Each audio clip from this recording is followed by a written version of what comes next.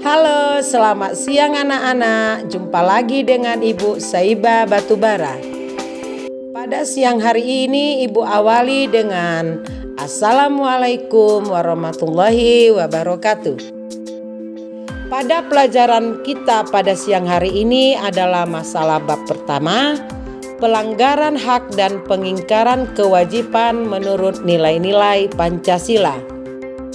Adapun pelajaran kita pada hari ini adalah topik yang pertama adalah bagian A, yaitu hak dan kewajiban warga negara Indonesia.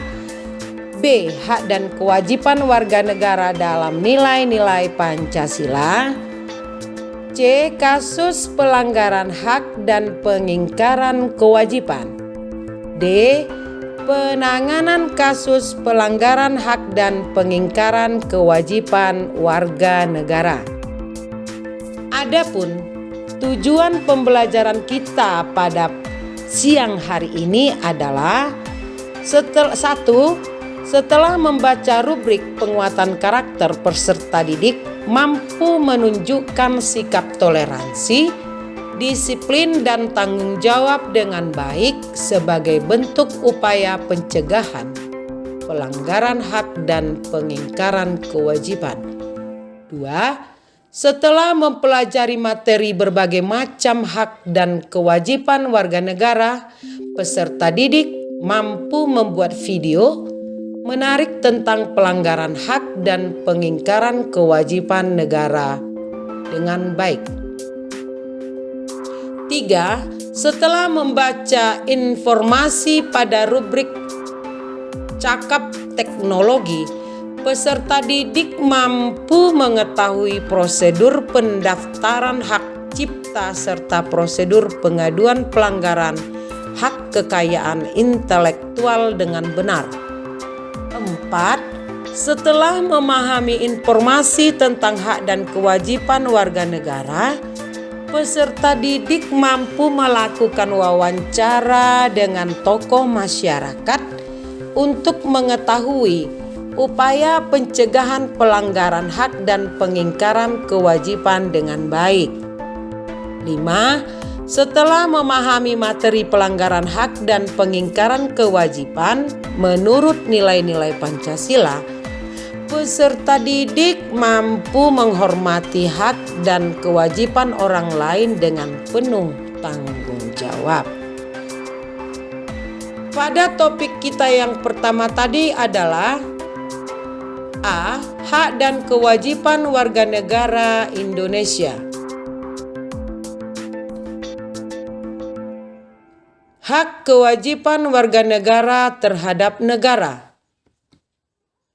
Hak dan kewajiban negara terhadap warga negara.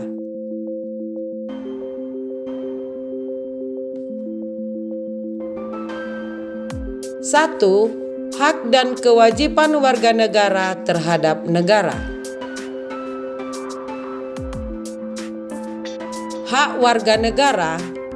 Di sini ada Ibu tayangkan, ada berbagai macam hak warga negara. Yang pertama adalah hak kesamaan kedudukan di hadapan hukum dan pemerintahan.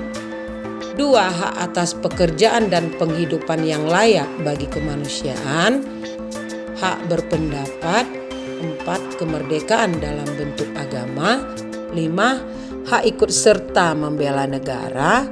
6. Hak mengembangkan kebudayaan nasional Indonesia. 7. Hak atas kesejahteraan sosial. 8. Hak mendapatkan keadilan sosial. Sedangkan kewajiban warga negara terhadap negara.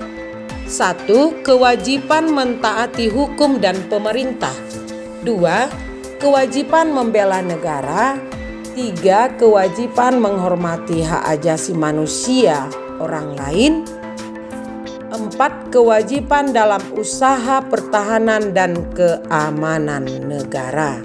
Yang kedua, topik yang kedua adalah hak dan kewajiban negara terhadap warga negara.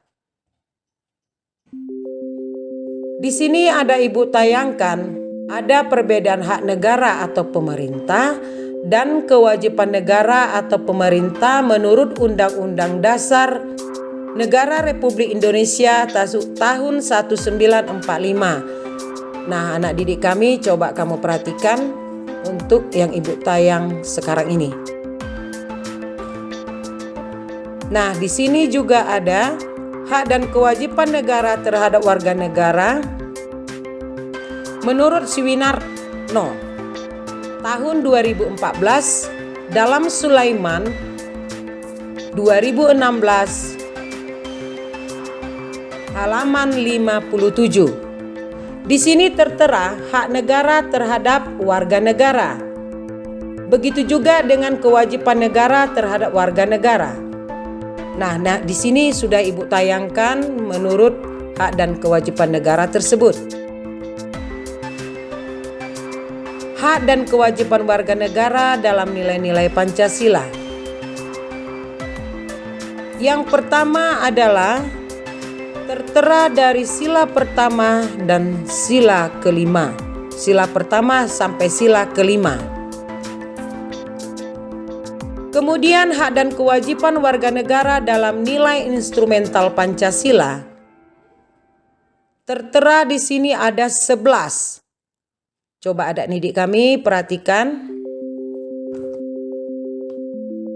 Dan juga hak dan kewajiban warga negara dalam nilai praktis Pancasila juga tertera di sini ada 5 sikap. Nah, anak didik kami perhatikan baik-baik. Nah, di sini ada dibuat bagian C, yaitu kasus pelanggaran hak dan pengingkaran kewajiban. Di sini ada faktor penyebab pelanggaran hak dan pengingkaran kewajiban.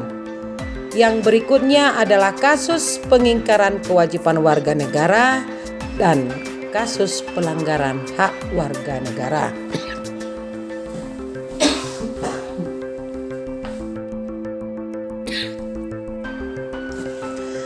Yang pertama, faktor penyebab pelanggaran hak dan pengingkaran kewajiban adalah satu, faktor eksternalnya, dan yang kedua adalah faktor internalnya.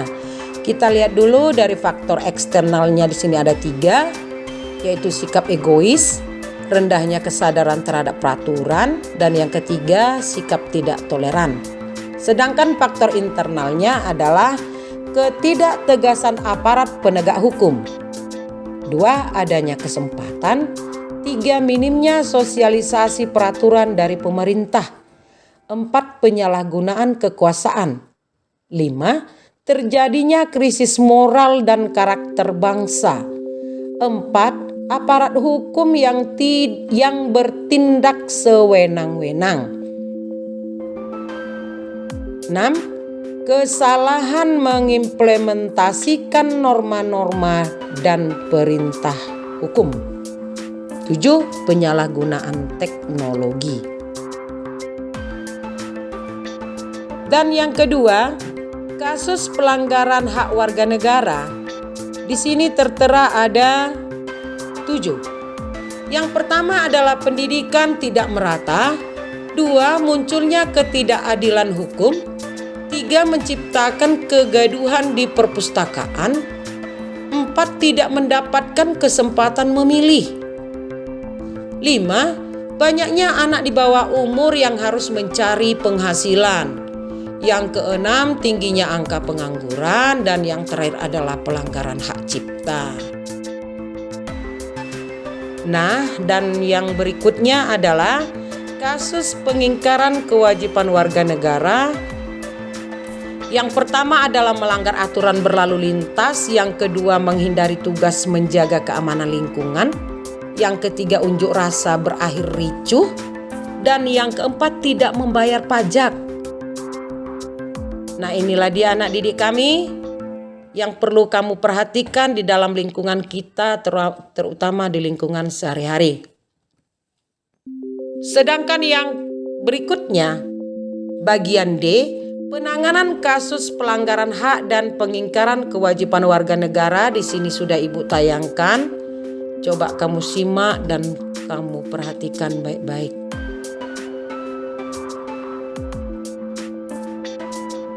Itulah dia upaya pemerintah dalam penanganan kasus pelanggaran hak dan pengingkaran kewajiban warga negara dibagi lagi dalam beberapa bagian.